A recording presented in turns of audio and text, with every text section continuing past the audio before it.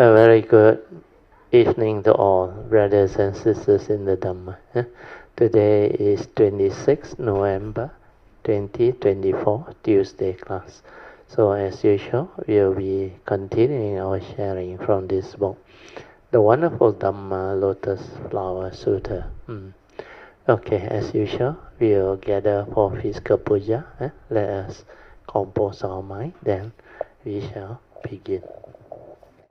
Let us compose our mind, develop the saddha, virya, then mindfully we shall commence the puja chanting.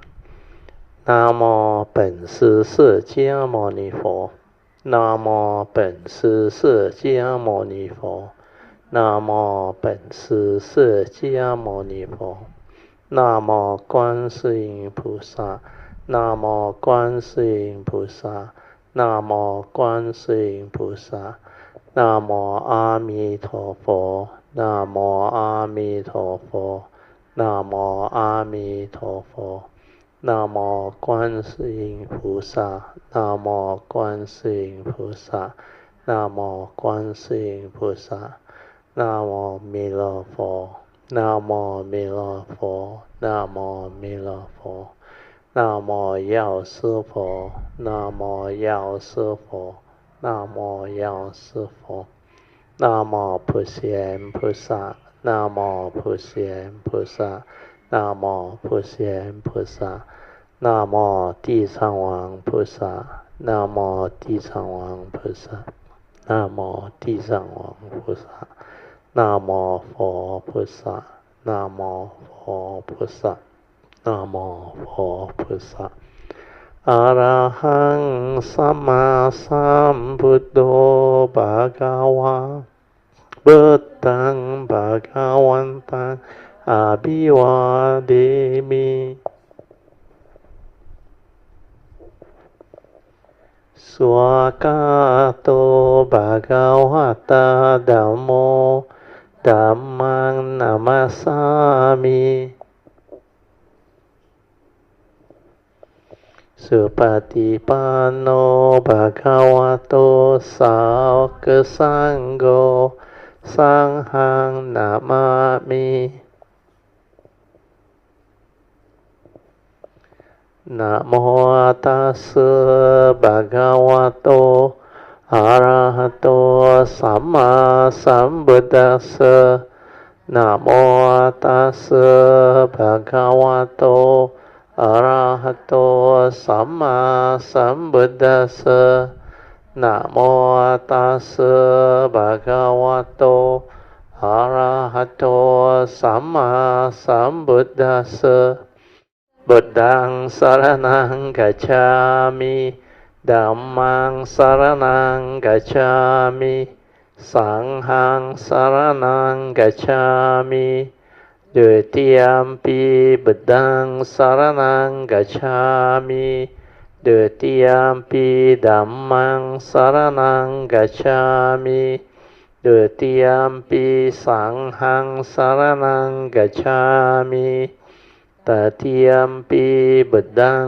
สรณังกัจฉามิตติยมปิธัมมังสรณังกัจฉามิตติยมปิสังฆังสรณังกัจฉามิปานาติปาตาเวรมณีสิกขาปดังสมาธิยามิอาดินาดานาเวรมณีสิกขาปดังสมาธิยามิกาเมสุมิจฉาจาราเวรมณีสิกขาปดังสมาธิยามิมุสาวาทาเวรมณีสิกขาปดังสมาธิยามิสุราเมรยามัจจาปมาทัฏฐานะเวรมณีสิกขาปดังสมา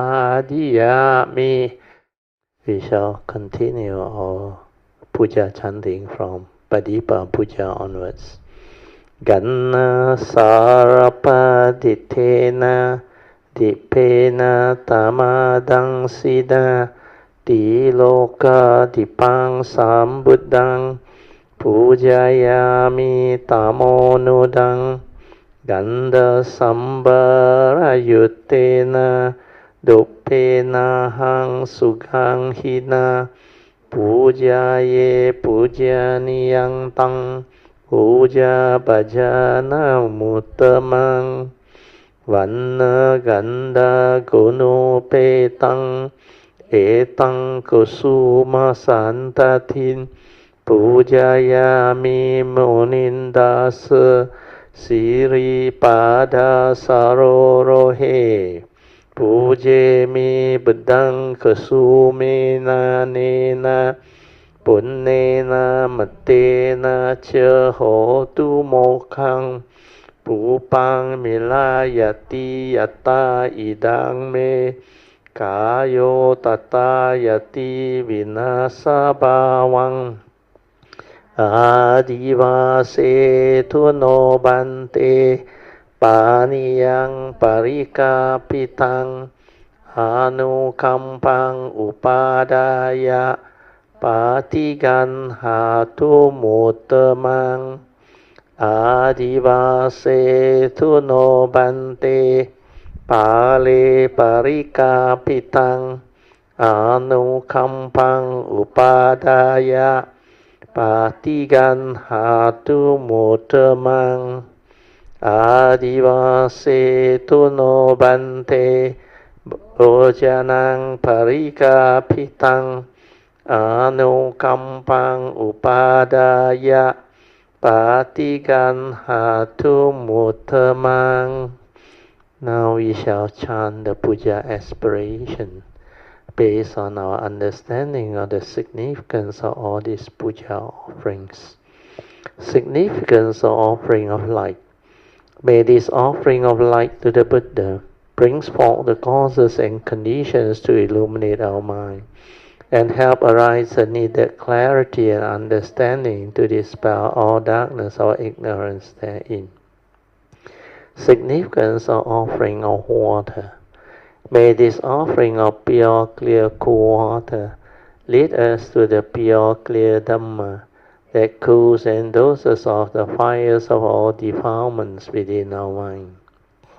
Significance of offering of incense.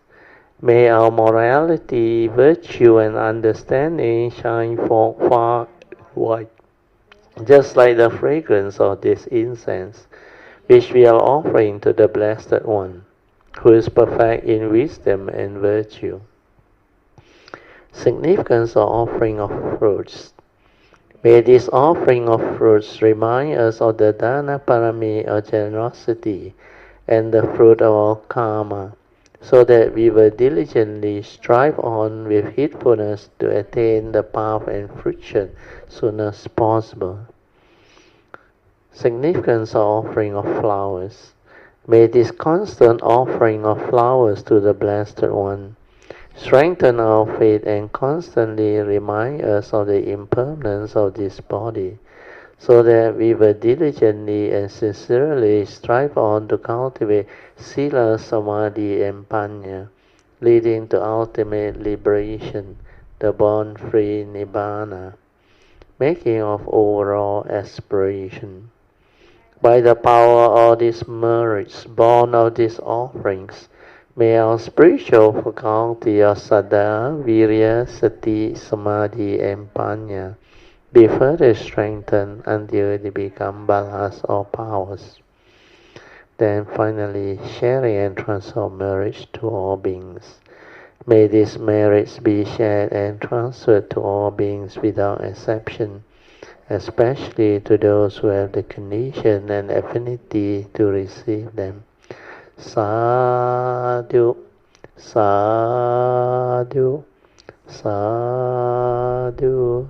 Okay, let's pay respect to Puja. Bedang Pujemi. Dhammang Pujemi. Sanghang Pujemi. Okay, before we start, I think we need to introduce Sister Desi's daughter. Asha. So let us welcome Asha. So Asha, make yourself at home. So this is our typical Tuesday class. We have Thursday class, different again, then Sunday class. Basically, we have three sutra section where we do our Dhamma sharing. So tonight we are most happy to welcome you, and do make yourself at home. Anything you don't understand, please ask. So our typical Tuesday class session is, initially we had the puja, physical puja, where this is the main physical class where most Kayamita attend. The other one is Thursday class, that one because it's in Subang, less people, not that many. But Sunday class nowadays we do it Zoom. So if you want to learn the Dhamma, the teaching, Sunday class is the best, where we follow the Heart Sutra book that has all the essential Dhamma. This Tuesday class actually is meant for the Mahayana higher teaching. We call it the Lotus Flower Sutra, the wonderful Dhamma Lotus Flower Sutra. So we are going through this book, which will take quite a long time for us to complete. Then Thursday class also very unique, because it's based on the unique code that I came out with. The book is, you have given the copy? Unique code, Sister Desi, I heard from Jin how you want this book. You can have it. These are the very unique code that I share with Kayamita. There's a total 160 over code. They point towards the true mind. When you understand the true mind, you understand how to develop it so that you can use it to cultivate, to realize the wisdom and the awakening. That's why it's called unique Dhamma code. Okay, with that, we will continue from where we stopped. So first session normally is half an hour of awareness-based meditation.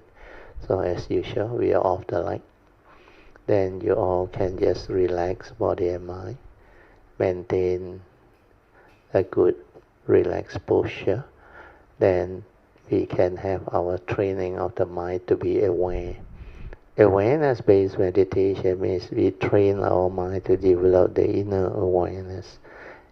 To be aware means that conscious awareness moment without thought, before your thinking arises.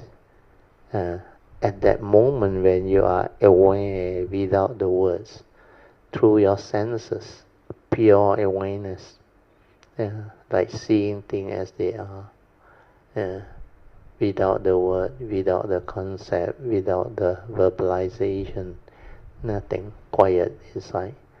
It's just the senses aware, to see things as they are, to be with the moment in pure awareness, to understand what is going on.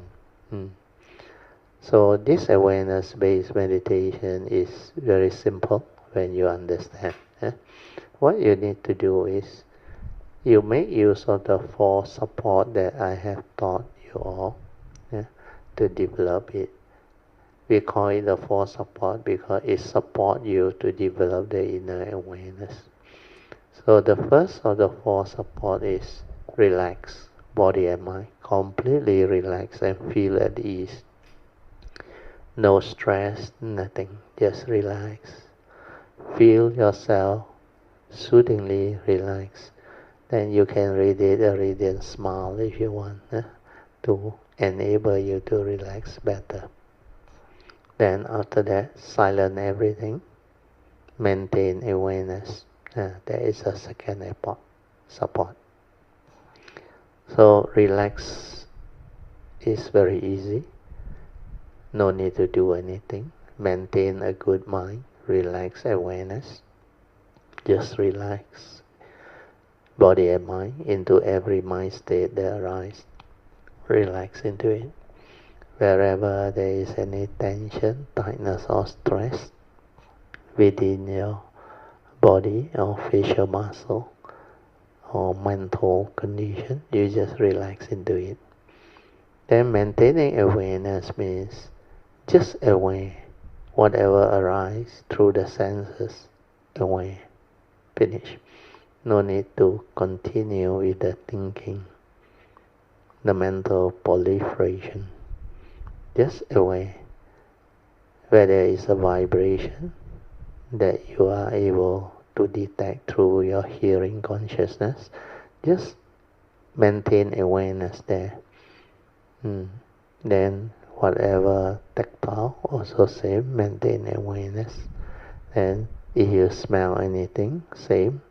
The moment you are aware or you are conscious of that smell, no need to label, just make a note of it, aware, finish.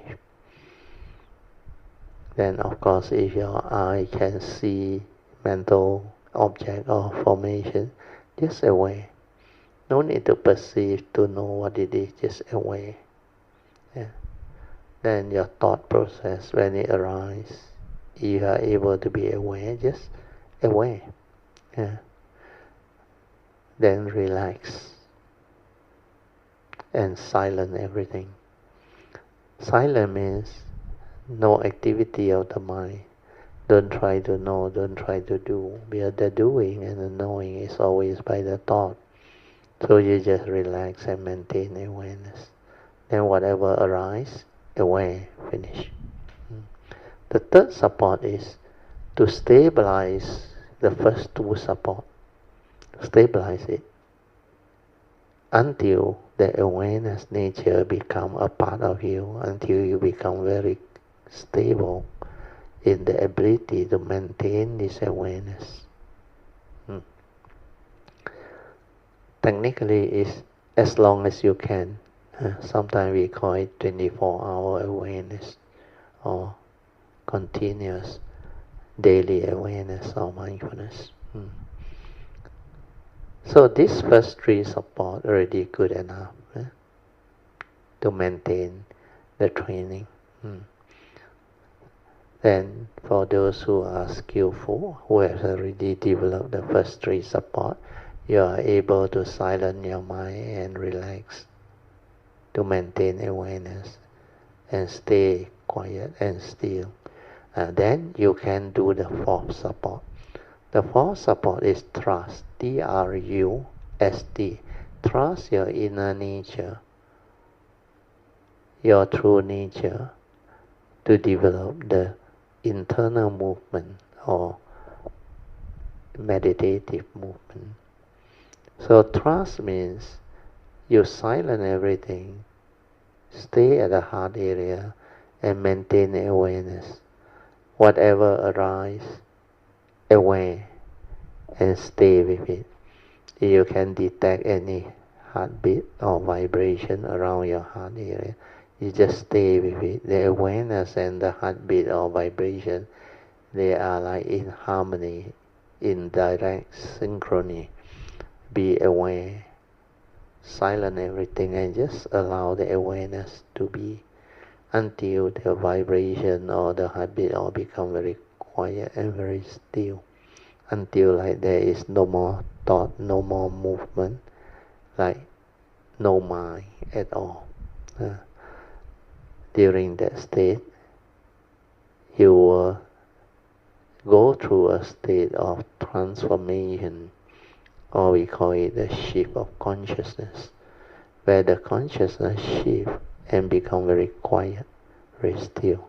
Sometimes we call it mind entering sati, means the mind has become just aware, means the mundane mind and the true mind become one. So during this time, your meditative mind will arise. In fact, this meditative mind is your true mind, your inner awareness nature, and is there all the time. without thought, it will be there. But most people are lost in thought, preoccupied in the thinking. That's why they are not able to develop the ability to be aware of that true mind. And that true mind is the mind that can develop the meditative understanding. It can allow you to see things as they are, to insight in the phenomena, to awaken to the three universal characteristics of anicca, dukkha, and anatta. Then when you can do that, you just stay there and allow the nature to develop the movement, the internal movement and activity.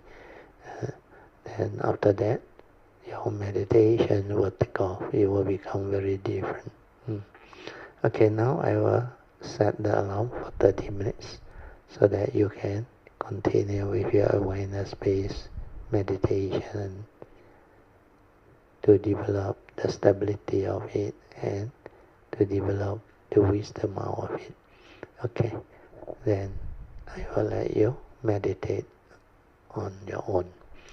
Once the 30 minutes is up, the bell will ring. Upon hearing the bell, you can slowly, mindfully come out of the meditation. But if you want to continue with the meditation, you can, no problem. You can slowly, mindfully come out of the meditation. Try to maintain whatever inner awareness, inner peace and inner calmness that you have developed for as long as you can. Invocation to the Devas. In this universe, in the entirety, let the deities or Devas come here. Let them hear the good teachings of the King of Sages, which gives heaven and release Nibbana.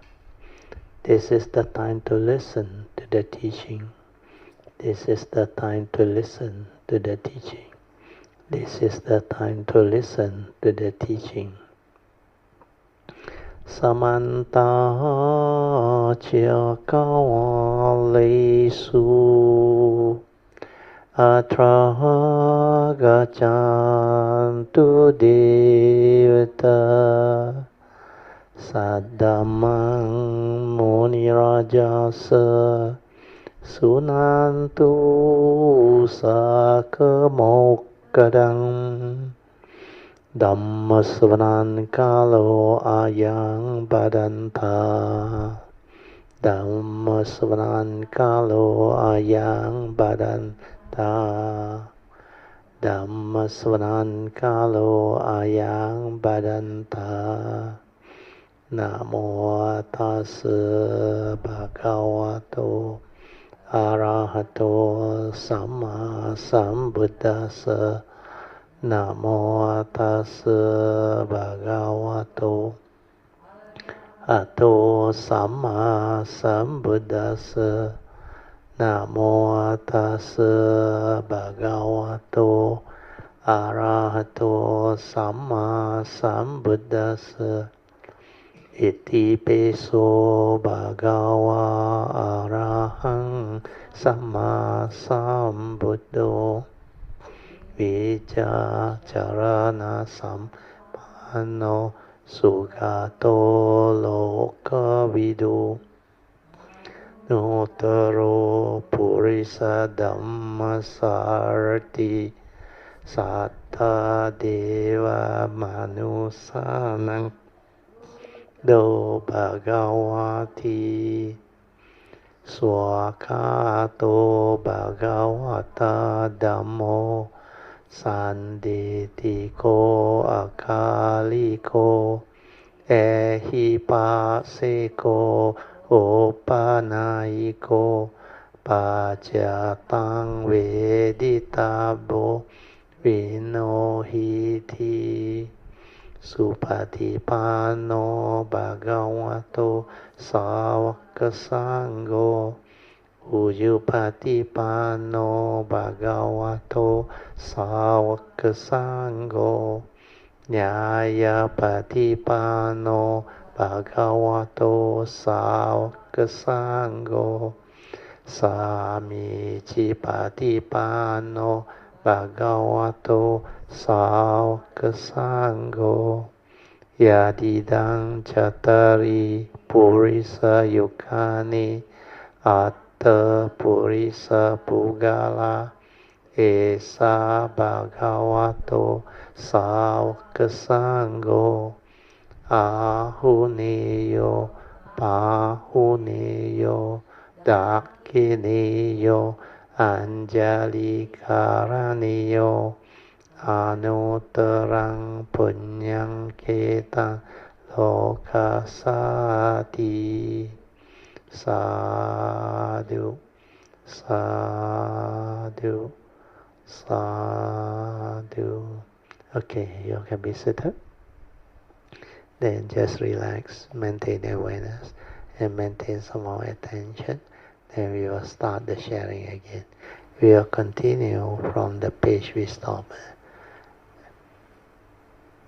Okay, I will read on. Each cart is guarded by many servants. Here the commentary says a servant's job is to serve and wait on others. In this context, servant is the metaphor for expedient the model, the paramitas of skillful means. One arrives at the other shore through skillful means. What are skillful means? What are servants? Skillful means are tactful and roundabout expedients that are agreeable to others. For example, one helps people out by doing some work for them. Even the heavenly Devas, the heavenly demons, followers of non-Buddhist teaching, and those of the other two vehicles, means sound hearer and Pajika Buddha vehicle, rely on the application of expedient wisdom. They follow the wisdom of skillful means in their cultivation. Therefore, in the Vimalakiti Nidisa Sutta, it is said, "They are all my servants," meaning they all serve me. Servants are like waiters who serve me and work for me. The word servant has another symbolic meaning. It also signifies the spiritual skill gained by the Bodhisattva at the stage of realization. Bodhisattva at the stage of realization are Bodhisattva who has realized the level of the 10th ground, means they have perfected themselves. These Bodhisattvas have spiritual powers that can help them accomplish whatever they set their mind on. This spiritual power helps them realize their aspiration as if they are guided by many servants. This means that the great vehicle Dhamma requires many expedients to bring it to accomplishment or fulfillment. With these spiritual powers, you can accomplish anything. Having spiritual power is like having a lot of servants working for you. Let's explain this text in terms of the contemplation of the mind. View from the dimension of time. The nature of each thought has no before or after, no beginning or end. Seen from the dimension of space, our thought had no boundaries. Therefore, the nature of our every thought encompasses the truth of emptiness, the provisional truth and the ultimate truth, or the truth of the middle way. The word high in the line of sutra text, each card is high and white, represent the three truths. They are emptiness, the provisional truth, and the middle way is supreme truth. Furthermore, our every thought in the present mind contains all the 10 Dhamma rhymes. 10 Dhamma rhymes, the rhyme of the Buddhas, Bodhisattvas, Pacceka Buddhas, Savaka or sound hearer, the gods or the Deva rhymes, the Asuras or the demon rhymes, then Manusa or the human rhyme. Then we have the hell beings, the Hangryos, Peta rhyme, and the animals are not beyond a single thought. The word white in the line of the sutra text, each cut is high and white represents the mind, for it encompasses the vastness of the 10 Dhamma rhyme. Our inherent virtue far exceeds the number of grains of sand in the Ganges, so the cuts are described as being adorned with many intertwining strands of jewelries or jewels. Many indicates the profusion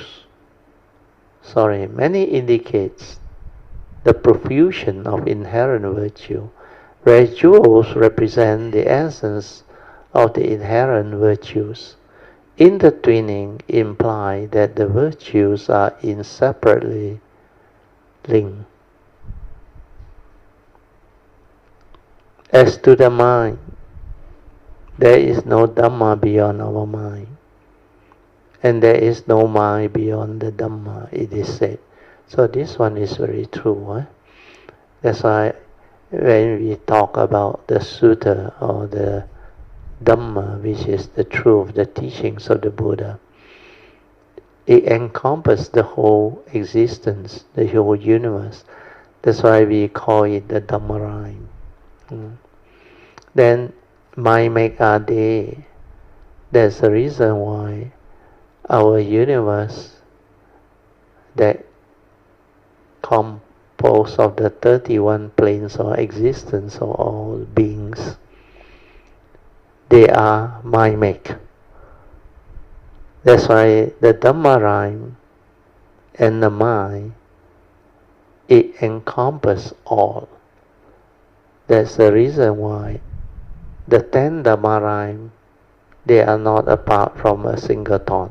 They are from a single thought or ignorance. From there it arises. So here the saying define it very well. As to the mind, there is no Dhamma that is beyond our mind, and there is no mind beyond the Dhamma rhyme. The Buddha taught all Dhammas in response to the mind of living beings. In the absence of their mind, what use would Dhamma be? Thus it is said, the Dhamma does not exist outside of mind, nor does the mind exist outside of the Dhamma. The mind is the Dhamma, while the Dhamma is the mind. So this can be comprehended quite easily. So when we talk about inanimate things and animate things, the only difference is one is with the consciousness, the other one is without the consciousness. Like our basic elements that we can come to see or perceive within the external phenomenal world, they are without mind. Whereas those that are with mind, they are beings within the 31 planes of existence. So mind is very important. Without mind, nothing arises. Without mind, nothing exists. That's why the Buddha called it mind make our day. Everything arises from the mind. And the opening verse for Dhammapada verse 1 and 2 is, mind is the forerunner of all things. Mind is chief. When mind here, it refers to our mundane mind, our thinking mind. When mind arises, all things arise.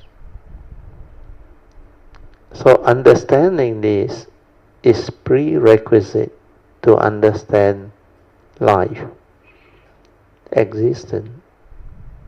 Because everything within the conditional, they are mind-made.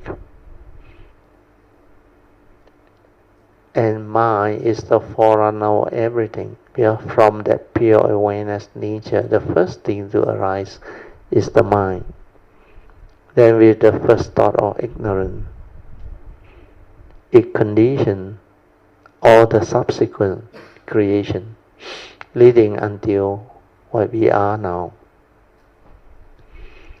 That's why the Buddha said, inconceivable is the beginning of thought, or the first thought of ignorance, that condition birth and death. So that understanding is really very difficult. Unless you are Samasa Buddha, you cannot comprehend, because it traces back to the very beginning. Okay, I read on.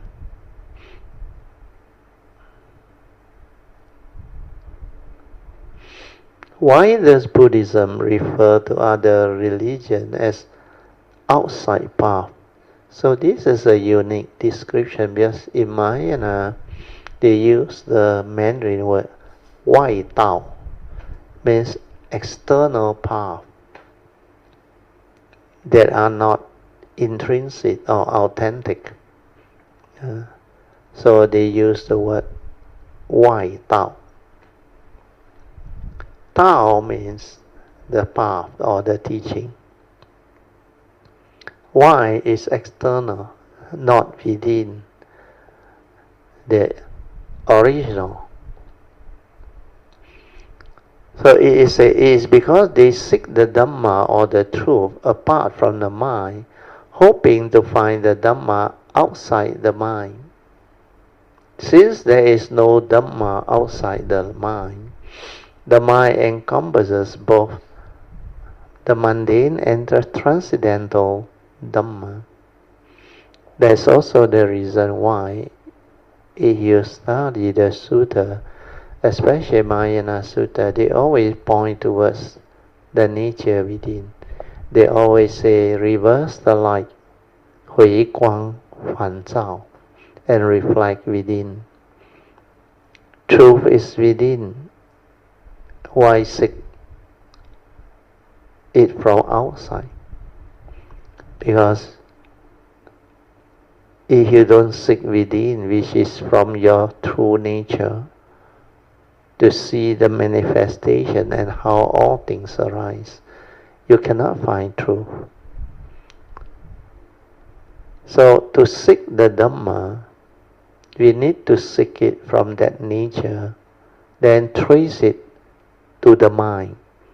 That's why you have to start by understanding that you have a nature within that manifested the mundane mind, the thinking mind, which is dependent originating, condition arising, causal phenomena. And that is the creative process. That's why the four circle formation that I taught you all, from the source, the original nature. The first to arise from there is the pure awareness nature, which each and every living being of us, including us human beings, we have them. But we have lost touch of it, because since birth until now we have been what they call distracted from it, or we have deviated from it. We forgot that there is that nature within. We get lost in the thinking, preoccupied with the thought process. We become heedless. So we entangle ourselves with the thinking, the thought process. And we believe that is the only instrument we have, and that is the only mind we have. And that one is the mundane conscious mind. Of course, it also has its subconscious and the unconscious when you are asleep or when you are not conscious. But then the source is completely beyond all this. That's why if you don't meditate following awareness-based meditation, you cannot understand all this. Okay, now I continue to read. Since there is no Dhamma outside the mind encompasses both mundane and transcendental Dhamma. This is figuratively represented in the text by the phrase encircled by railings.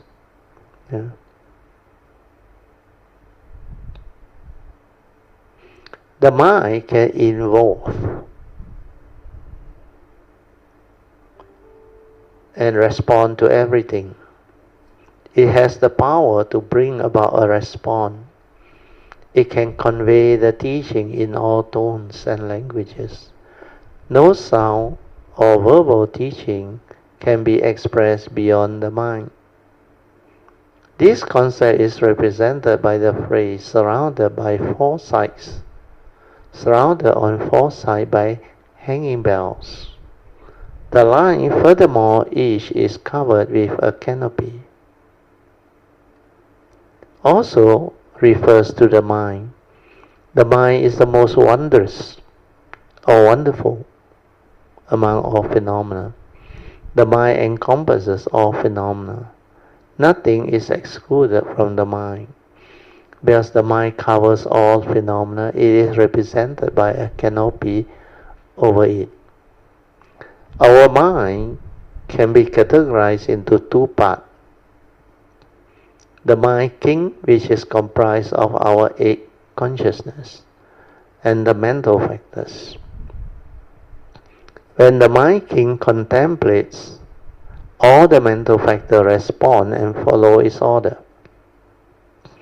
This is represented by the phrase decorated with various rare and precious jewels. When the sutras are explained in terms of contemplation of the mind, many people find it hard to understand. If you stop attending the lectures because you do not understand, then you will never come to understand. Everyone knows that there is a mind. But when the multi-aspects of the mind are pointed out and explained, people no longer think that they understand the mind. These aspects are also represented by the phrase decorated with various rare and precious jewels. There are mental factors that work with the wholesome mind. The wholesome mind and the mental factors aid one another in unbroken succession, and this is represented by the sutra, by the phrase strung with jeweled cords. The mental factors associated with the wholesome mind can produce limitless wisdom and achieve countless blessing and virtue. This is represented by the phrase from which flower tassels hang down. Flower tassels hang down. Furthermore, a single thought of the mind nature is replete with soft and pliant phenomena. It is also replete with lightness and ease.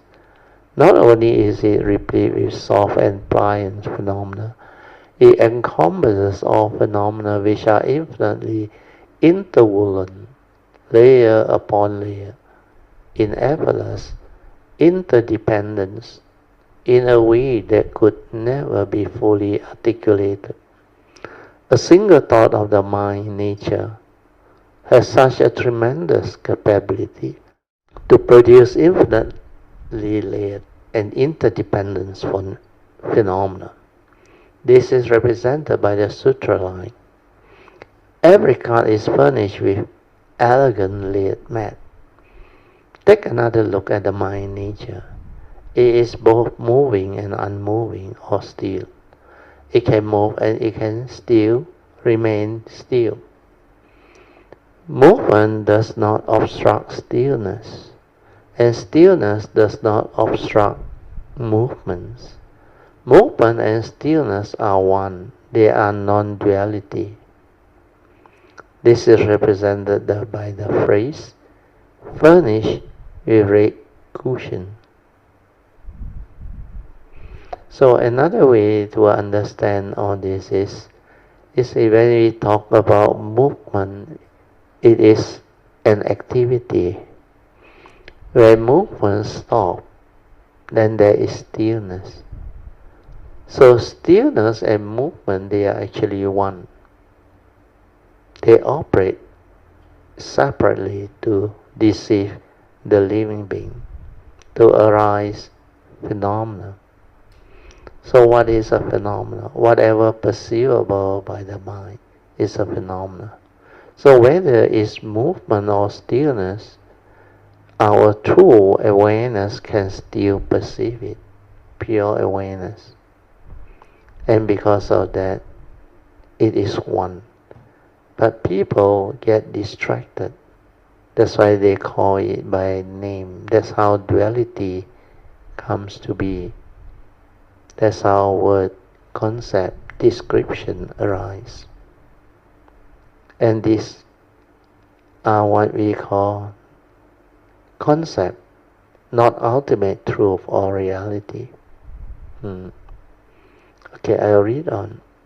The wonderful wisdom of observation allows you to observe more deeply, for it reveals the principle of the mind nature. This is very true.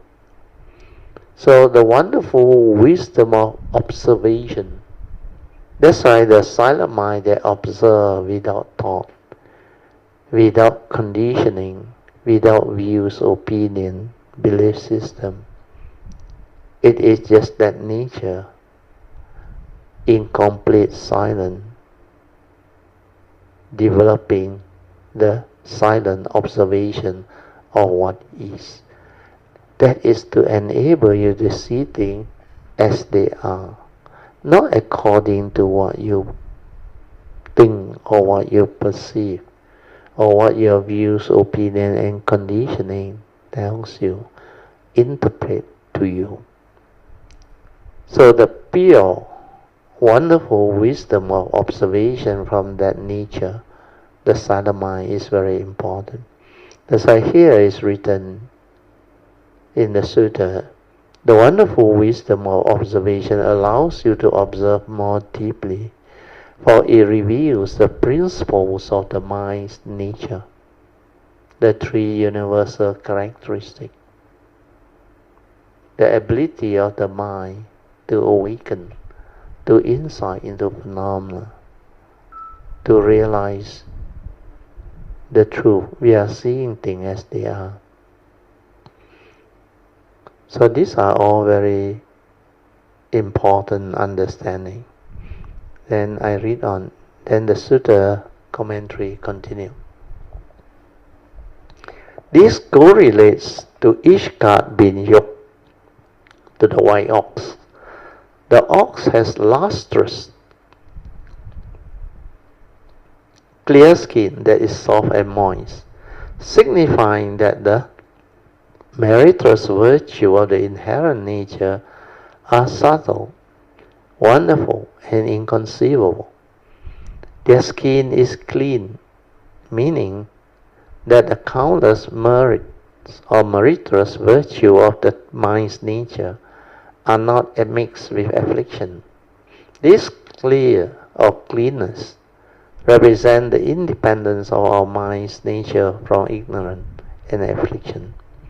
So each ox having a beautiful body is a metaphor for the mind being replete with perfect interpenetration and self-mastery. The contemplation of the mind, a contemplation found in the perfect teaching, is the contemplative wisdom that interpenetrates perfectly without obstruction and can produce all manner of good roots. This is represented by the oxen being muscular. The perfect contemplation can also eradicate views and emotion, both of which are deluded thoughts. So now you understand why views and emotion are delusion. So here it is very important to understand this phrase. Why? Through the perfect contemplation, you can eradicate all the views and emotion. Because all views and emotion, before one become enlightened, they are wrong view. If they are not wrong view, it will not stir and create emotion. So views that are confused or deluded, they stir and create emotion. That's why here it is mentioned both of which are deluded thought. Within and beyond the three rhyme means we have the sensual rhyme, the form rhyme, and the formless rhyme. So the three rhymes are represented by the oxen being strong. The perfect contemplation entails the non-duality of samadhi and wisdom. Wisdom is samadhi, and samadhi is wisdom. Wisdom and samadhi perfectly interpenetrate. This is represented by the line. The oxen walk with a steady, even yet. So without samadhi, there is no wisdom. And without wisdom, there is also no samadhi. That's why the last factor of enlightenment, equanimity, is samadhi born of wisdom. The sixth enlightenment factor is samadhi, before the wisdom come in. But once the wisdom come in, it becomes equanimity. So equanimity means the wisdom is there to protect the mind from stirring, reacting, becoming emotional. That's why samadhi is called collectedness of mind, the unwavering mind. But for cultivation, initially you need samadhi. The mind needs to be stable with the awareness. That's why we develop the awareness-based meditation to stabilize the inner awareness, giving it a stability of awareness, the initial stability which we call samadhi.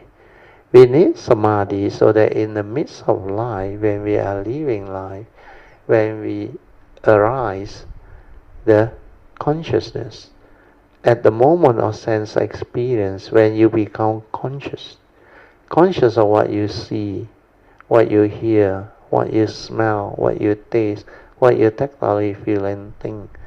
At that moment of consciousness, if you don't have samadhi, your mind will stir, your mind will react. Especially after living life for so long, after going through life, going through existence. Sometimes, before you have the understanding and the wisdom, you easily panic or become fearful.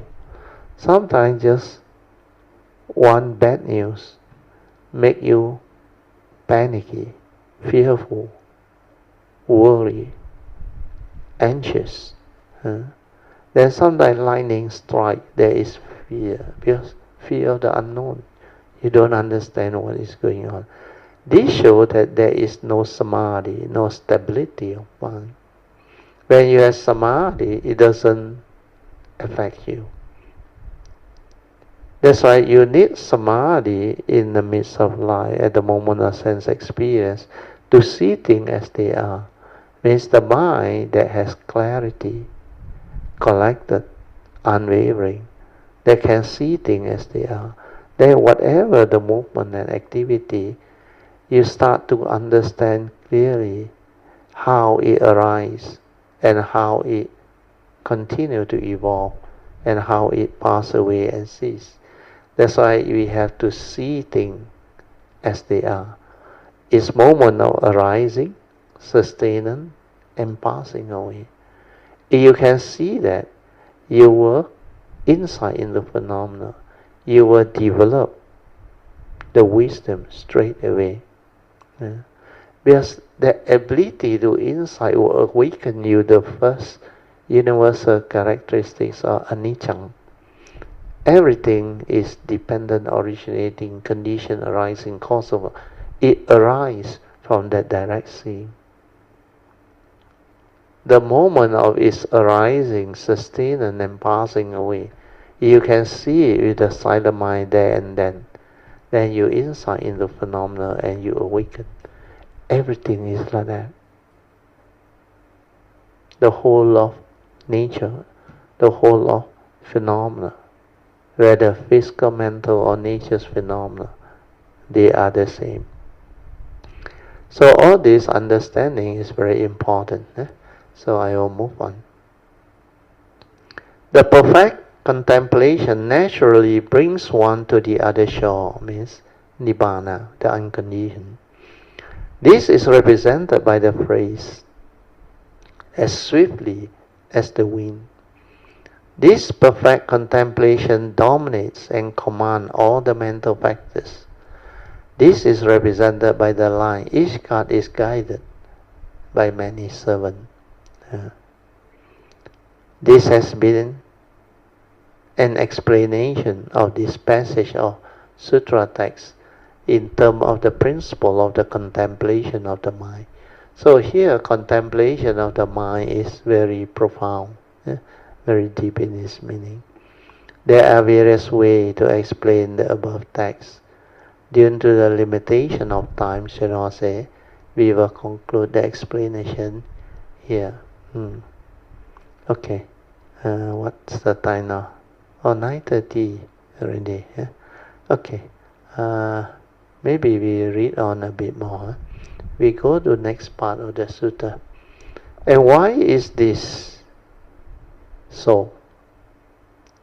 That great elder has limitless wealth and various treasure filled to overflowing.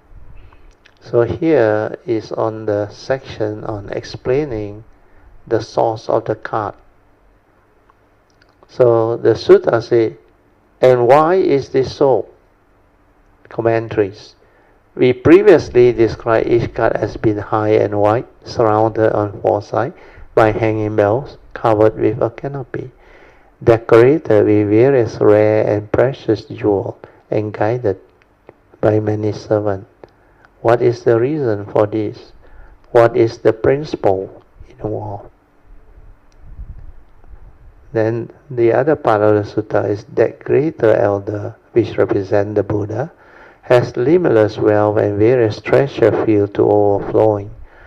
The wealth here refers to Dhamma treasure and various Dhamma doors taught by the Buddha. Various treasure is a metaphor for all Dhammas. In general, all Dhammas can be encompassed by the six perfections or paramitas and the mind-right practices. The six paramitas are giving, means dana, sila or upholding of precepts, kanti or patience, then vigor or virya, then dhyan samadhi, and prajna, which is wisdom. So these six cannot be perfected just by reciting them. We cannot just learn to rattle off their names and think we have understood them. We must put them into practice. For example, in terms of giving, you can give in the form of materialistic wealth, then give of truth, Dhamma, then the gift of fearlessness. But you have to do it. To uphold the precepts means to do no evil and practice every kind of good deeds. Patience is the most difficult to practice. Kanti. Giving is pretty easy, and upholding precept is not too hard. But being patient is the hardest of all. Why? You have yet to realize that self is an empty notion. Since you have not yet done it, you cannot be patient. Patience means facing adversity calmly. When people treat you badly, take it as a good thing. But that is just being stupid, you object to it. People who study the Buddha Dharma should not be too clever. If you are too clever, you have gone overboard. You should free yourself to the notion of the self, of a self, of attachment to self, and of views of self. Throw the self away. You should wonder, before I was born, who am I? This is a good koan. Huh? Before you are born, who are you? Before my parents gave birth to me, what was I doing? Now that I have been born, who am I? When I grew up, I assumed an identity based on a false name.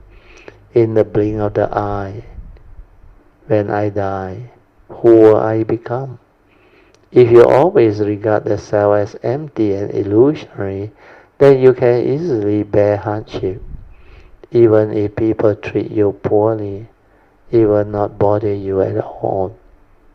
So this one is a bit deep and profound in its understanding.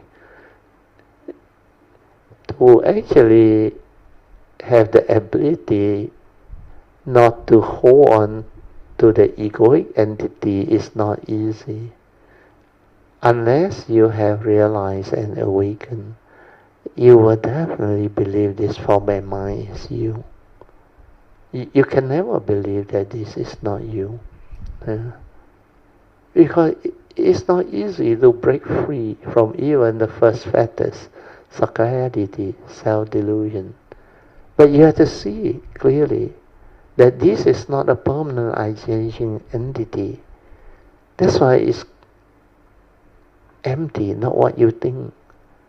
And it cannot be held onto, cling onto, grasp onto and say, this is me, this is I.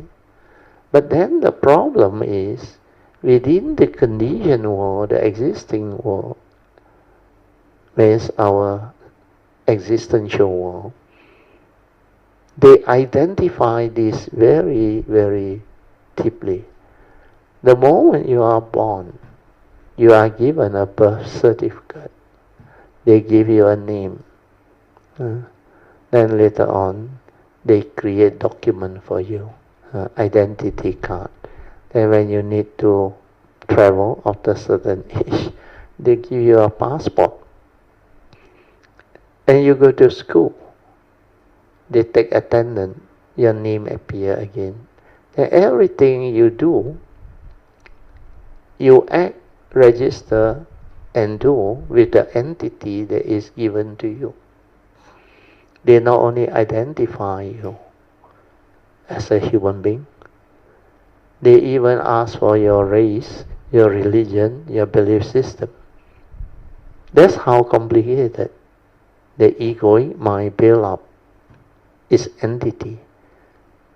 And you cannot blame living being for clinging on to this very strong ego or personality, because that civilization's conditioning to identify is so strong. So, like Shenhua put here, if you always regard the self as empty and illusionary, then you can easily bear hardship. But then in this world, how many can do it? They will never agree or believe that this is not them. Like I explained, this body. If you look at it, how can you say this is not me? I want to laugh, I laugh. I want to run, I run. I want to do anything, I can. Even if I want to commit suicide, I can. Why you say it's not me? But they didn't really understand the principle behind the human body. That's why if you work in the hospital, you have been through a lot of experience in witnessing how people get paralyzed from the waist down, how they get stroke, and how it affects them. When all your, what they call senses, your organ, your bodily composition, they are in order, functioning, then you behave like a proper human being. That is as if you really exist. Because everything is functioning. But the moment paralysis happens, what happens is you ask him to stand up. The body doesn't listen to him anymore. It cannot stand up. You ask him to walk, he cannot walk anymore. So a very good analogy is like the car. The car. It's a very close analogy, but not a perfect match. You know a car is a car. Then you need a driver to operate it. But nowadays, they have the driverless autonomous vehicle. So maybe more close, the analogy. So if wireless, then it's supposed to operate and function by its own. But all these are conditioned arising entity, even autonomous vehicle. They need the internet at that speed. They need the IC, the design, the chip, the EV car component. Then only it can actually run. So likewise, as a human being, we need all these parts to be in working condition. Then with the consciousness trapped inside, the consciousness is like the driver that drives the car, that gives instruction. So you say, walk, it will walk. Run, it will run. But limited by what? By your physical limits. Means to what extent you can run and all those things. So the car is the same. If it's a proper car, you put in the petrol. Now no need petrol, EV, electric vehicle. You only need to charge it up. Then it will run. Then it can also manual. You want it to go fast, it go fast. You want it to slow down, speed, change, turn direction, make you turn or whatever. Whatever that is been allowable by its design and performance. So similarly, if let's say any part of our physical body is damaged or organ, or let's say the spinal cord, then that part doesn't listen to you anymore, doesn't operate anymore.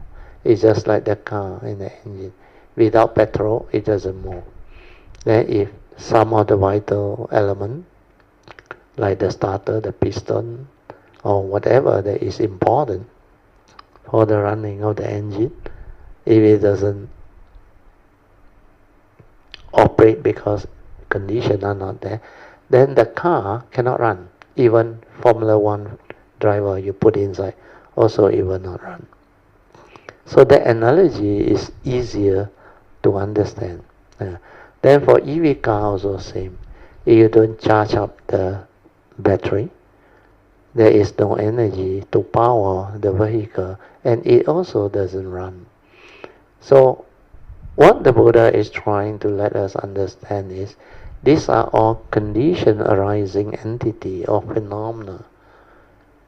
It's not a permanent, unchanging entity. It will remain forever. Unchanging, undamaging means permanent, unchanging entity. No such thing. Where everything is dependent, originating, condition arising, causal phenomena. That's why we call it a condition world, existential world. Everything within the condition world are conditioned Dhamma. Condition arising phenomena. So if you have the pure awareness nature, to insight in the phenomena, we can do this. Then you can understand that all this empty and illusionary nature of the self can be realized, can be awakened to. Then you can live that way. Otherwise, it's just views or concept, idea. You say, we regard the self as empty and illusion. Are you going to try? No way. Because there is this clinging, grasping. That's why without the penetrative awakening, living being cannot do what they are supposed to realize, to have the wisdom to do it. Okay, I read on a bit more, then we have to stop already. People who study Buddha Dharma cannot expect to understand the Buddha Dharma simply by listening. They must put it into practice. Take patience, for instance. If you eat candy and taste sweetness all day long, yet think you are practicing patience, you are fooling yourself. Patience can only be practiced during adversity. If you can go through the most trying ordeal as if nothing were the matter, then you understand what it means to be patient. If you have patience, you are able to take adversity in stride. There is the gist. That's the gist of patience. However, it's not easy to cultivate patience. You can do it. You have attained the wonderful benefits of the wonderful Dhamma Lotus Flower Sutra. Means you have perfected the understanding. Do not regard self as important. That self is going to die in the future. Why scramble to pursue fame and profit for it? You should see the notion of self as empty. There is no self. What if someone hits me? What if I do them? You ask. Think of it this way. In the past, I must have hit that person. So he is hitting me now. If I did not hit him in this life, then I must have hit him or scolded him in the previous life. Didn't I say this last summer? If you scold people in this life, you will be hit or even beaten up in the future life. If you beat people up in this life, you may be killed by them in the future life. If you cause trouble for people in this life, they will bother you in the future life. This is what the law of karma is, the law of cause and effect, and it's very severe. Then I think we stop here. But for karma, I must qualify. What Hsuan mentioned here is not person to person. Not this person do it to you, then you must do it back to that person. No. Karma is like that. Whatever suffering you cause to humanity, when there is causes and conditions for people to torment you and cause suffering back to you, it will manifest. It need not be the same person. Sometimes it can be because, like when you have karmic debt, then that being through its willpower, anger or hatred, they can will it to come back like Devadatta. Okay, we stop here. Then we have our 3 minutes of toilet break. Then we will continue the second session. Let me mark this page. We are at page 674. Okay, second session is meditation reporting, followed by Q&A. So tonight we have Brother Song who has volunteered to share. Brother, Mr. Steele, Okaramita, 晚上好。Brother， 我要 share 一点这个 experience 哦。OK， 我先讲一下，去年我在马六甲 take care 我的母亲的时候，我住在我的姐姐的家。And then 她的那个 condition 是，她每天早上5点半，我就要起床了，And then 我想要lying on the bed， 但是不能够，他一直哇，弄到你一定要起床OK。等我起来了以后，我就在客厅，因为那边有个 armchair， 我就坐在那一边 relax 的这样坐住。So 我的姐姐的客厅它有一个 alarm clock， 哇 ，so loud you know， 那个滴答滴答就在 morning 5点多so 对，整个客厅就是滴答滴答这样子然后我就坐在那一边 ，and then 它的里面那个第二个的客厅里面，它有吊一个时钟，那个时钟也是滴答滴答早上。所以整个 morning 就2个，一个 alarm clock， 一个那个时钟就滴答滴答，很像那个 orchestra 这样，哇，很 loud you know。对。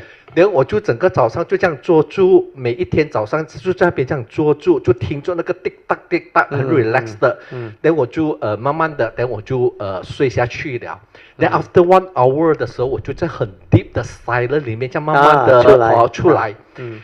有时你会感觉到，一下子你会觉得很像你不懂在哪里这样。对，你这样出来。You don't know where you are. Because that entity, that egoic mind 不见去的它真的不见去like you are nothing there's nothing inside there and you cannot like even have the whatever thought to tell you that you are so and so completely not inside there That's why when you go through that phase, you will really know that there is nobody inside there.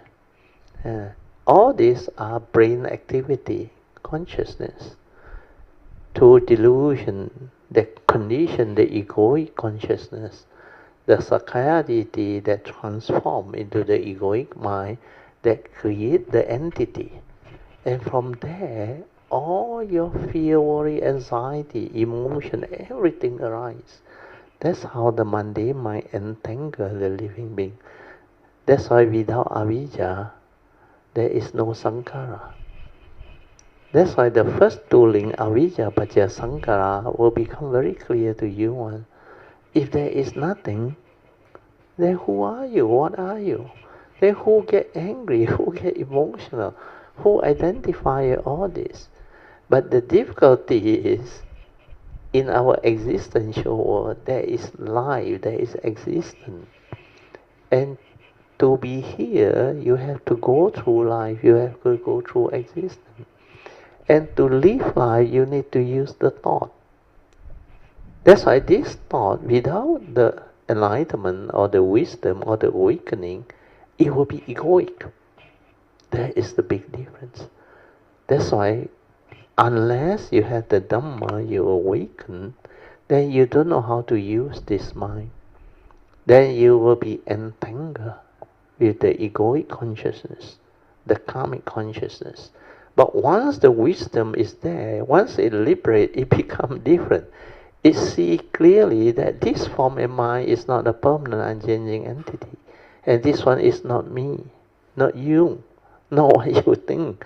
And this one is a vehicle and tool for you to come to this existential world, to live life, to experience all of the pristine beauties and wonders of life. Then you know how to live. Then you know how to make use of it. Like I always say, this is like a vehicle and a tool for you to use. So use it. Not to be deluded by it. Not to worry about it.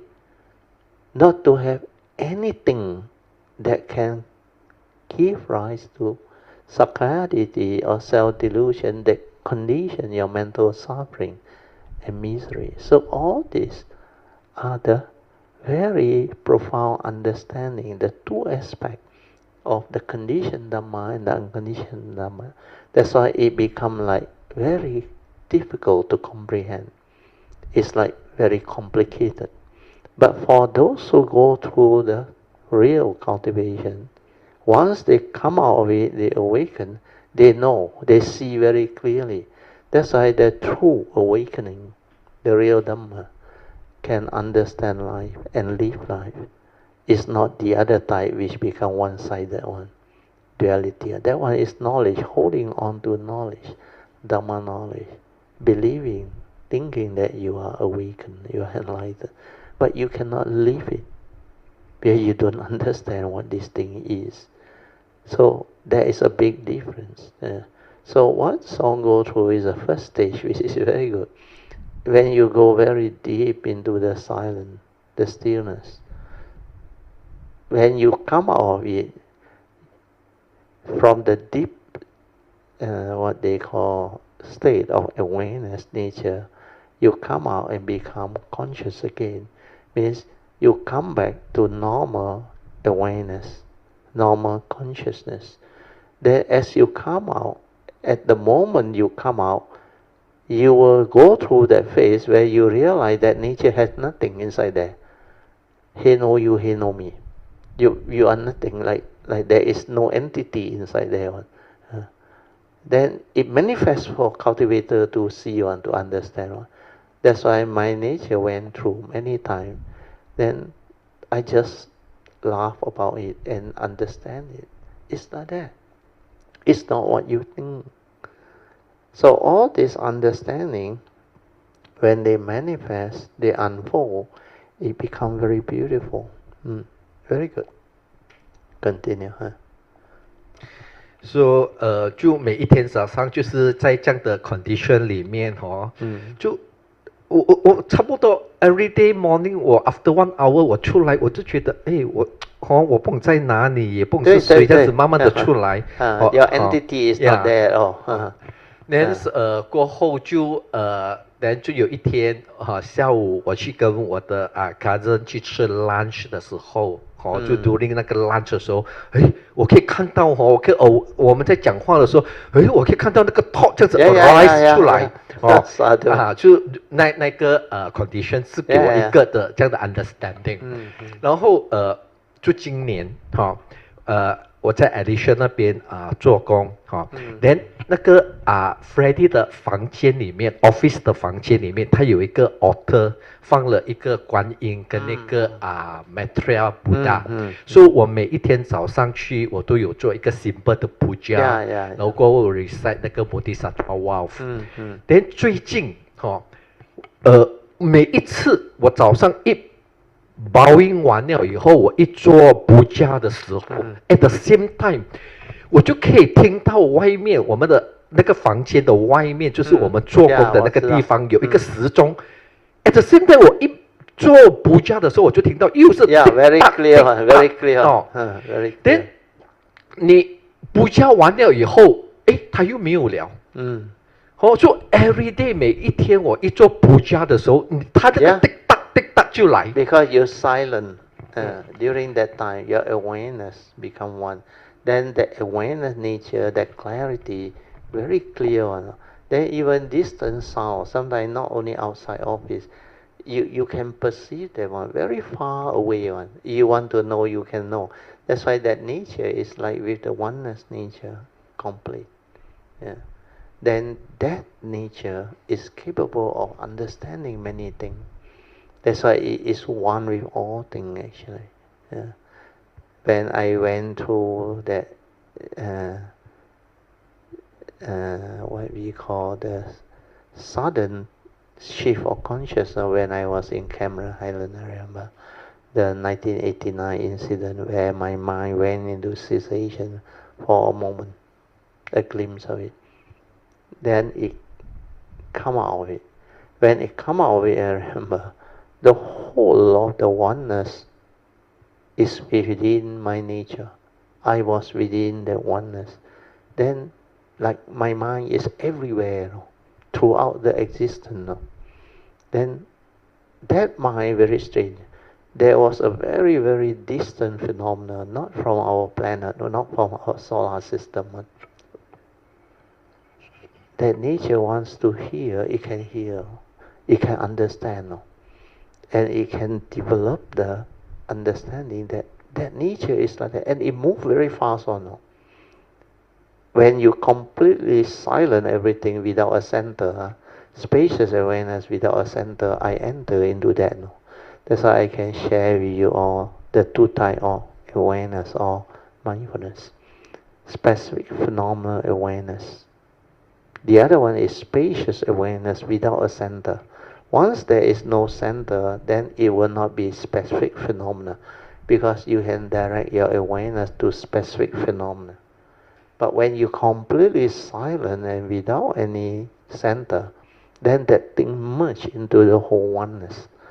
Then it become completely your nature and the environment become one. Not only the immediate environment, the whole oneness, the whole universe, the whole law of existence. It is like it expands until on its own one. No, my nature don't have to do anything. Why is like that on? The moment is without a center, it is one with everything. That's why after that I start to understand the Dhamma very fast. When I came out of it, all the Dhamma book or the truth that I heard, I immediately understood them. That everything become like very clear to me. That's the reason why at that time I reflected back. I say, how come before that all this is not so clear, not so penetratively clear, but how come after that you go through the cessation, it becomes like that? That's why I start to recall what the Buddha mentioned. The Dhamma is pacitang, can be realized by the wise Ishvara. The wise, when they realize it, they really understand it. That's why from that nature it arises. The silent mind, the pure awareness nature. That teaching is from there. That's why without the pure awareness nature, you cannot comprehend what I share in my words. But once you go through the cultivation, you go through the transformation, you will realize it yourself. That's why the Buddha make it very clear, is that this Dhamma is sanditiko, akaliko, ehipaseko, opanayiko. And then the final characteristic, pacitang, can be realized by the wise, each for themselves. Veditabo, vinohiti. And that one is very powerful. That awakening is the same for all living beings.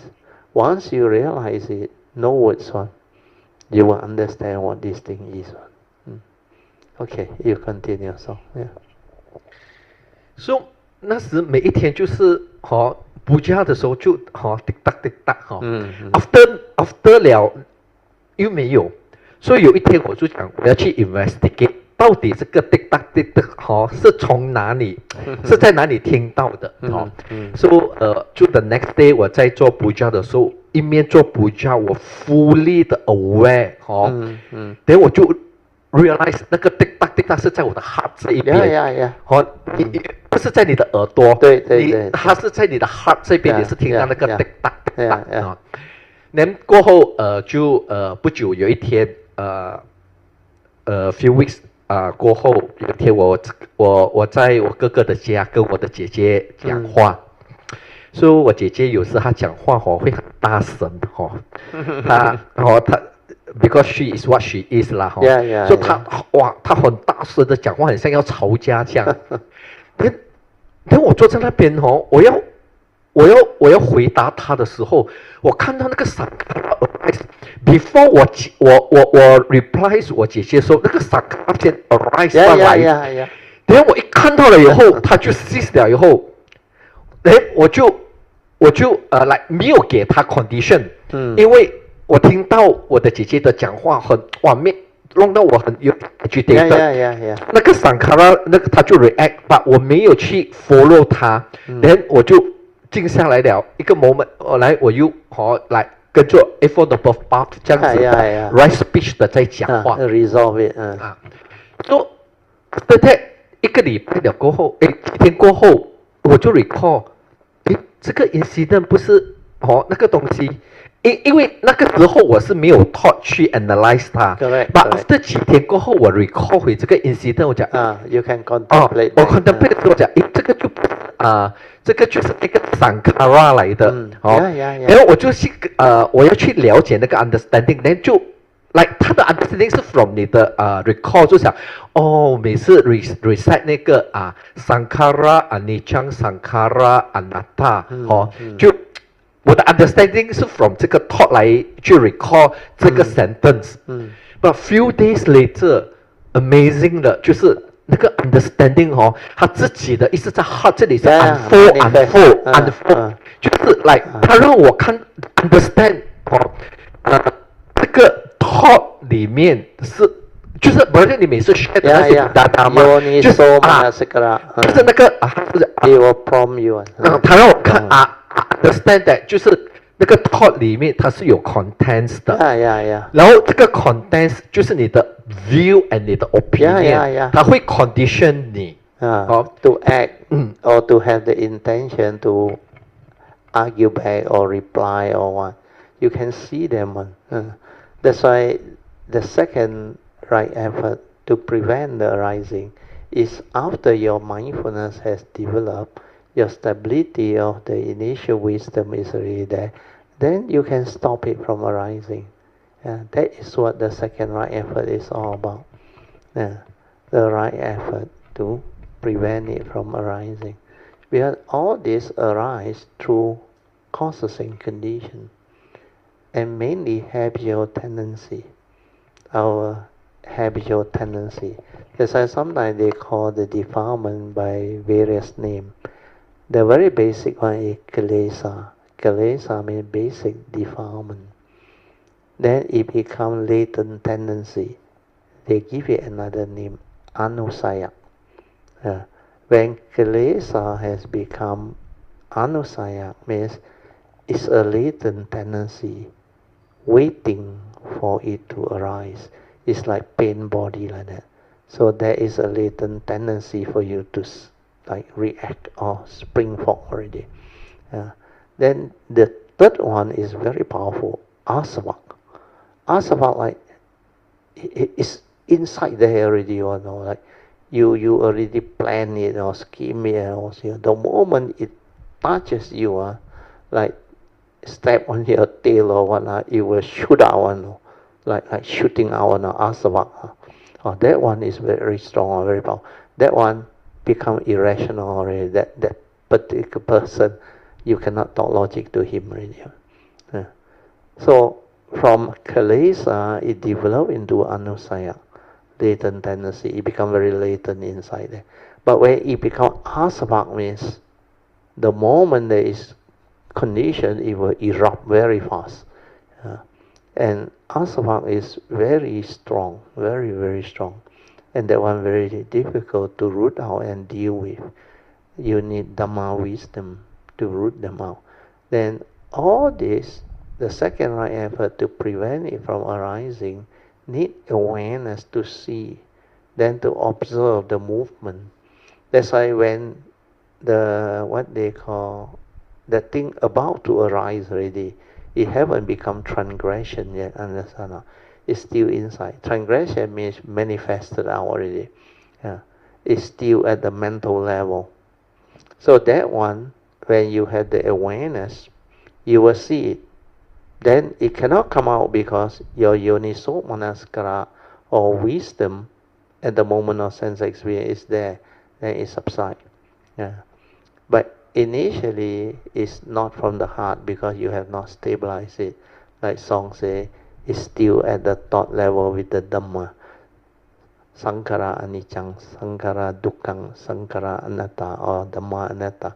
Then from the contemplative wisdom, you still rationalize it through the thought process. That one also help a bit. But not as powerful as Yoniso Manaskara. Yoniso Manaskara means you have developed it, stabilized it. Then it will prompt you. Sankara anicca, Sankara dukkha. Then immediately it ceases. Then later on you realize it cannot arise really. Just like in the Satipatthana Sutta. Finally you realize all this so-called mental hindrance, it will cease to be. It cannot arise already. Then you know, rooted out already. Yeah. So all these are the teaching that is really taught by the Buddha. That's why it can be realized by the wise, each for themselves. And this Dhamma is pacetang. Yeah. So song is going through that phase to developing the stability or understanding so that the second right effort can be applied.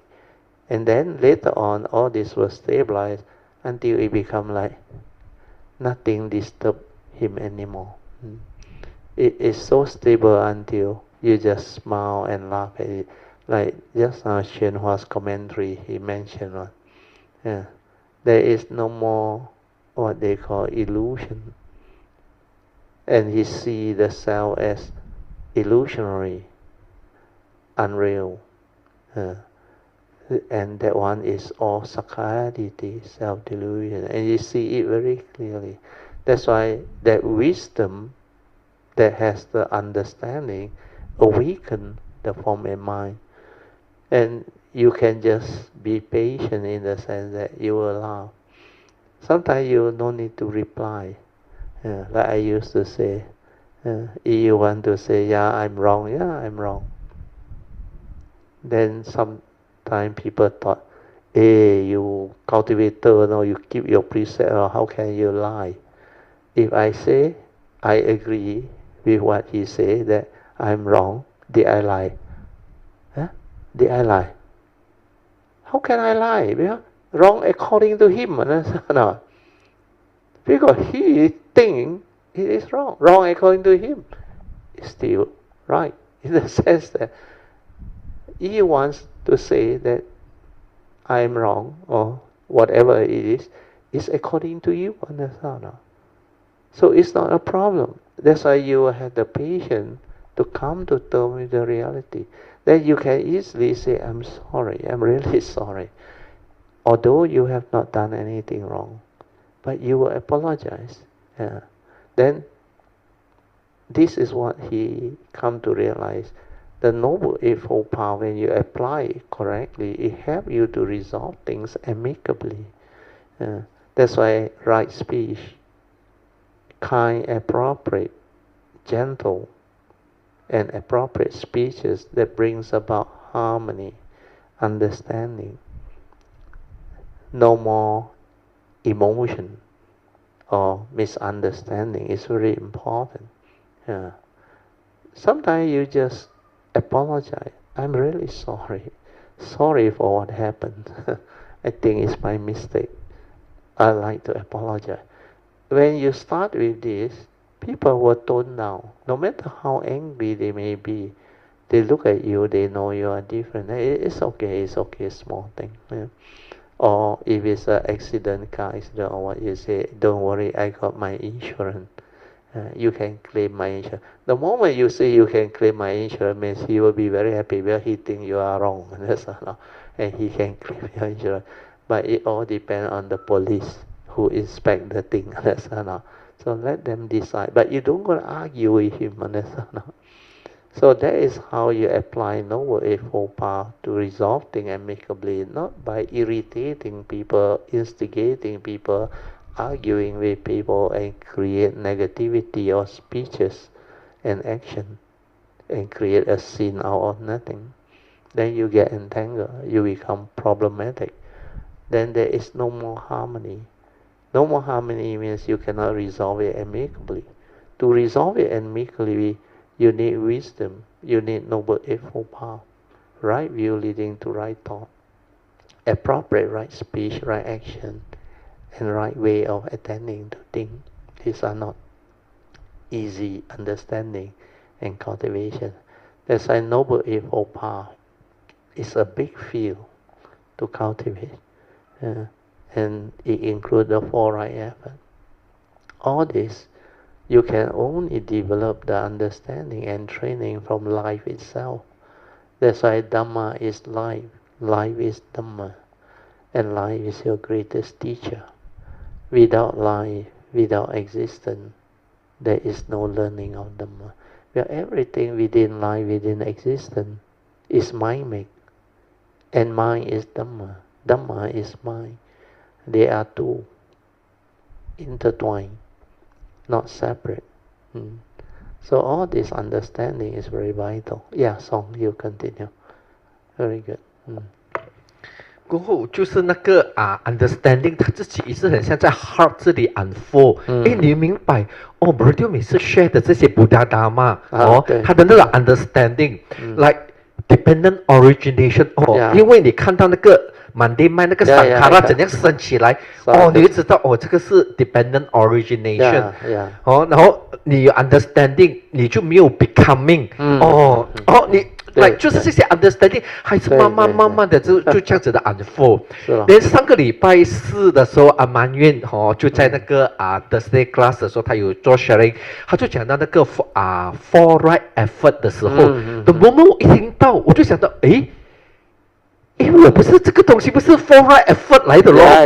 其实就那时候我讲到这个 four right effort 一定要有 mindfulness，一定要有 understanding， 你才能对，你才能够做到。对，我就觉得现在Brother 还有那天你拜四你的 sharing， 我也可以明白你在讲的是什么。对，现在我发现到就这一个的 experience 过后，我对 Buddha Dharma 的 understanding 是又不一样了的因为那个在深 deeper Dharma can only be understood when you have stabilized the understanding yourself. That's why other people listen to that day the sharing with Manjuan. Manjuan also know now is different because he can see that this four right effort is very important. There is a beginning. But 你听到又不一样了，you can relate. This is what the four right effort is all about. Then you see the Dhamma unfolding now. Because this four right effort actually got a lot of practice involved, a lot of Dhamma involved, cultivation involved. That's why not until you reach that stage of cultivation, that level of mindfulness and awareness and the wisdom, Yoniso Manasikara, the understanding, all this cannot be understood. That's why the Dhamma is Pacetang, can only be realized by the wise each for them, because the cultivator must go through it to awaken to it. Otherwise they cannot understand. That's why this teaching is not something you can learn on, not a knowledge. You have to have the understanding, the transformation. Then it awakens you, it transforms you, and you become, then whatever you listen, if the cultivator has gone through way beyond what you have cultivated, then every word he says is very meaningful, very deep in his understanding. Then some is beyond you until later, then you will start to understand. That's why a lot of Kayamita told me, the more they listen to my sharing, sometimes after many years of cultivation, they listen again, different again. The understanding is different again. The unfolding is different. Because at that level, when you listen initially, you are not ready to comprehend and understand the full range of explanation. Then as you cultivate, as you progress, you realize as you progress, you manage to understand deeper. Then as you progress, you manage to understand deeper. Until one day you realize, hey, all this is so clear now. Then you can relate to them. That's why I used to hint to Pamasuri and a lot of Kayamita, even English, they always say, wait till one day, maybe in another 3 to 4 years time or 5 years time, when more and more Kayamita understand, then we can have the real Dhamma sharing, where we can talk unending, the sharing. Very beautiful. Then everybody understand each other. And all the understanding will start to unfold. But now the sharing has become so different, you will realize it. And most of the sharing nowadays is very deep, very penetrative, not like last time.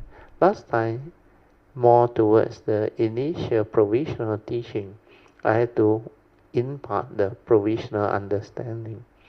Then later only I can go into the deeper aspect of cultivation, when more and more Kayamita manage to progress to that level.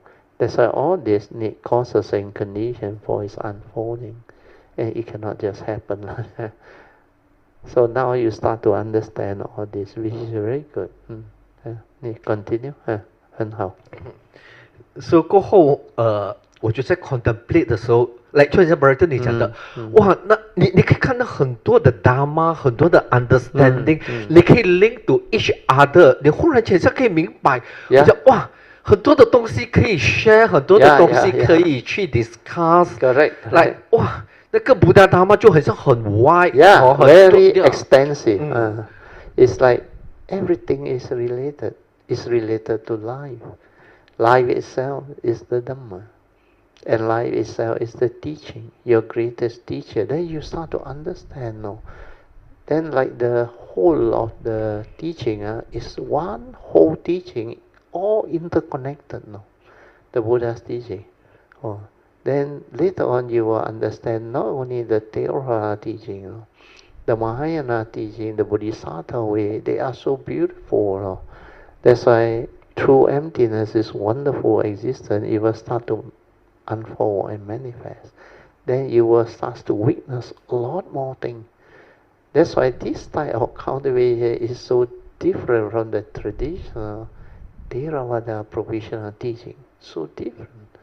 The Theravada provisional teaching, the mindfulness they do doesn't go to the nature, doesn't involve the gateway, and doesn't involve the transformation of the internal nature, the awareness nature, and they cannot illuminate the nature until the understanding is complete. Then only you can renounce samsara. The Bodhi mind that renounces samsara, even though samsara is not what people think, is so beautiful, so meaningful. Then the 5 stages of Bodhi mind development become very beautiful, very clear.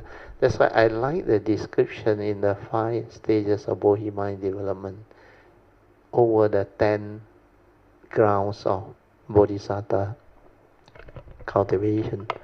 The Bodhisattva, but the Bodhisattva who 10 ground cultivation described in the various sutta, even in the Surangama Sutta, they are very theoretical, I realize. Very theoretical. But the 5 stages of Bodhi mind development, they are very precise, very deep, and very full of wisdom. That's why very few people can teach the 5 stages of Bodhi mind development, because it can only be understood by those going the Bodhisattva way. After you have detected the gateway, after you have actually developed the ability to go into the gateway and do the trust and let the whole nature evolve and become fully developed, then from there you continue your higher teaching cultivation through the gateway. And that phase is very long, very, very long. That's why the Bodhisattva way is very extensive. Then you keep on coming, you keep on developing the understanding through various civilizations, various time and space as you evolve. And all this unfolding, they become more and more complete, more and more complete, more and more extensive, until you reach the whole of the perfection of it. Then, like the Sammasambuddha, everything is so clear to you. Like just now is mentioned, the Bodhisattva that has completed the training until the 10th stage of Bodhisattva cultivation, ground of cultivation or development. Once you reach that one, means you technically you have completed the training to become Sammasambuddha. You actually are Sammasambuddha, right? Except that there is one special birth that is predicted for you, that nature to arise during that time. Like Sakyamuni is 2,600 years ago. That moment he arrived, he became the Sammasambuddha. But his nature is still there. He can still come, although no longer given that special status of a Sammasambuddha. But during that perfection, That's why you look at Kuan Yin, the four great beings, 地藏王菩萨、普贤、文殊, they prefer to stay at their stage and do their work instead of going for the ultimate final Sambuddhahood, that birth and all that. But to them that is secondary, not important. But Sakyamuni Buddha one is different. But his lineage is like that. And he took the wisdom way and he developed it very fast. So his time is up at that time. That's why it arises. But he also very unique in his own way. And you need his arising for a lot of other things to happen. That's why all this, they have their causes and conditions and understanding. And all this sharing will become more and more meaningful, more and more deep in its understanding, so that with the website or with the storage of the talk and other things, later on, more and more Kayamitta, as they progress, they listen to all this again, then they will have a lot of joy. They will have a lot of fast ceasing, the Dhamma joy, the understanding and all things. Then it's like you can never believe that you can be so lucky to be born during this golden era, golden window, to receive all this teaching and understanding. Then with the yellow card, your whole of your future all taken care of. This is my mission, requested by Maitreya. That's why this unique unfolding is very, very unique in this sense. Very good. So, you summarize it. Since 一个 minute.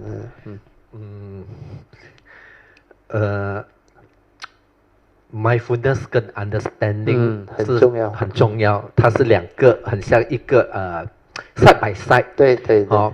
如果你有很 stable 的 mindfulness，但是你的 understanding 不 strong 的话，你又不能够 penetrate。对对对对。所以其实我以前我从去年开始，我就时常的可以看到那个 thought arise，它里面有 image，我们的 thought 是有 image 的，等下 brother 你的那个 second aspect 全部是是 inside the mind consciousness。但是我一直不能够的去penetrate 那个 understanding until like this time。recently。recently， 连那个 understanding 它会自己的 unfold， 一直 unfold。对，我就明白了。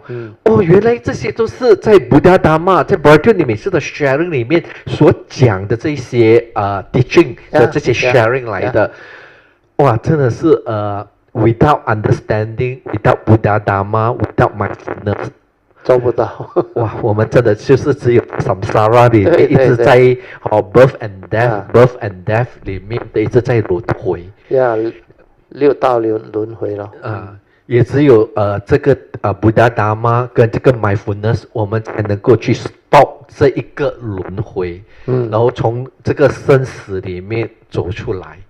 所以希望所有的 Kayamitta 一定要珍惜我们的这个this life， 这个 window 这个 window， 那好好的去 cultivate 是可以的只要我们有 faith， 我们你一直去做，其实我也不知道我能够 progress 到这一边，我只是每天靠你的 faith， 你的 faith， then 你做，它自己 unfold 了。对。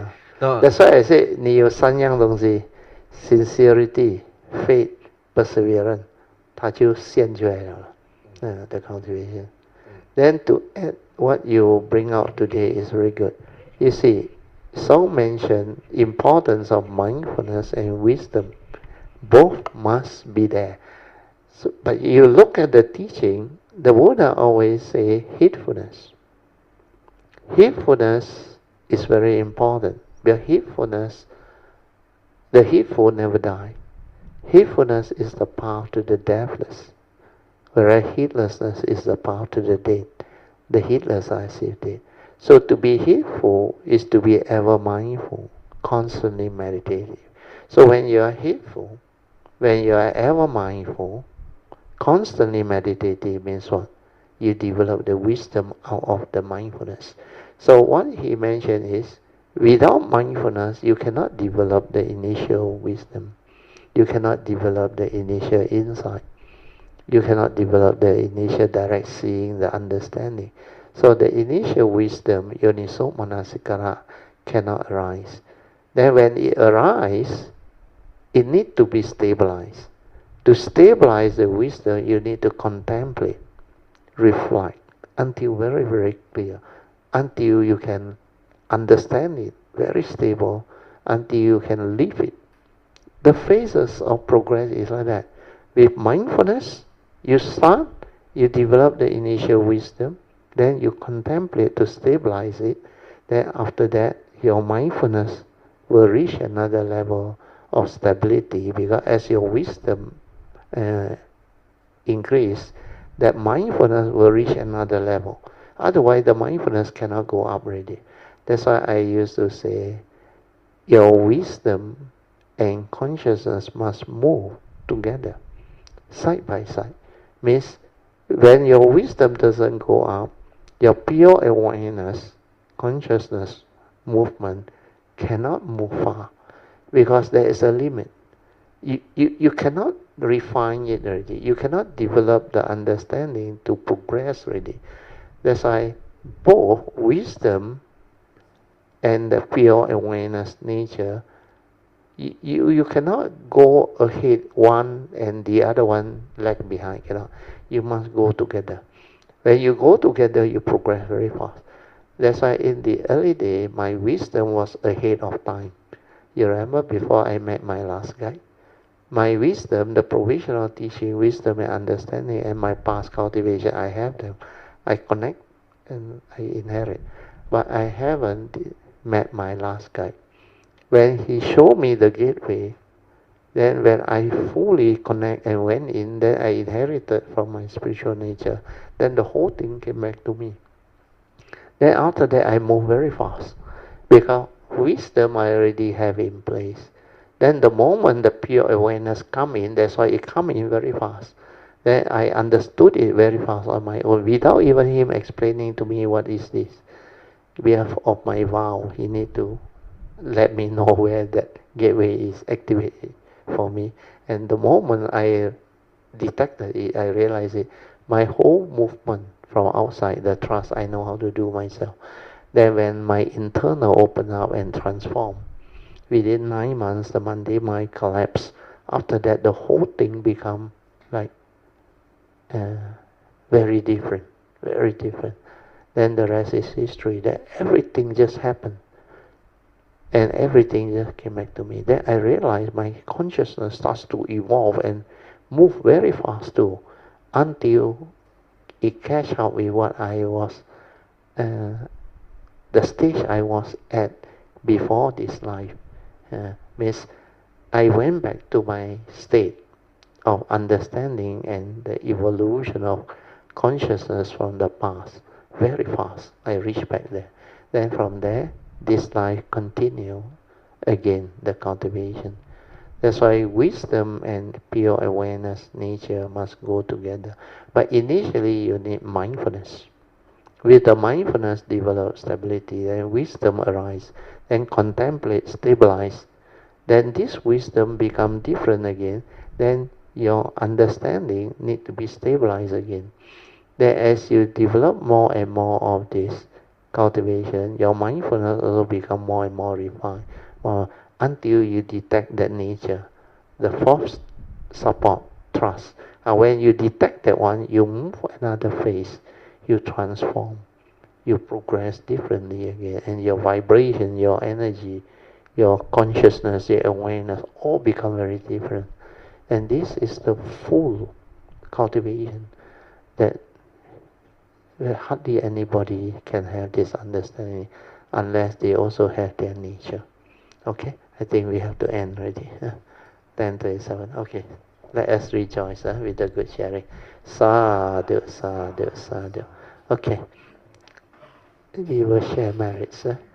Akasata Chobumata Devanaga Mahindika Punyang Tang Anumoditwa จิรังรักขันตุโลกศาสนะเอตาวตาจามิหิสัมปดันปุญญาสัมปดันสัพเพเทวาอนุโมดันตุสัพพสัมปติติยะอิดังเมญาทินังโหตุหอนตุญญาตโยอิดังเมญาทินังโหตุสุขิตาหอนตุญญาตโยอิดังเมญาทินังโหตุสุขิตาหอนตุญญาตโยเทโววัสสตกาเลนะสัสสะสัมปติเหตุเจปิโตภาวะตุโลกโกเจยะภาวะตุธัมมิโกอิมินาปุญญังกาเมนะ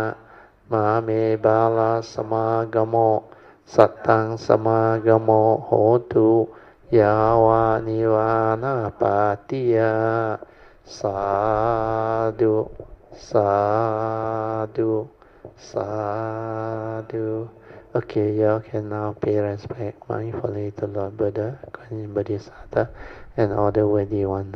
Then we end. Sadhu, sadhu, sadhu.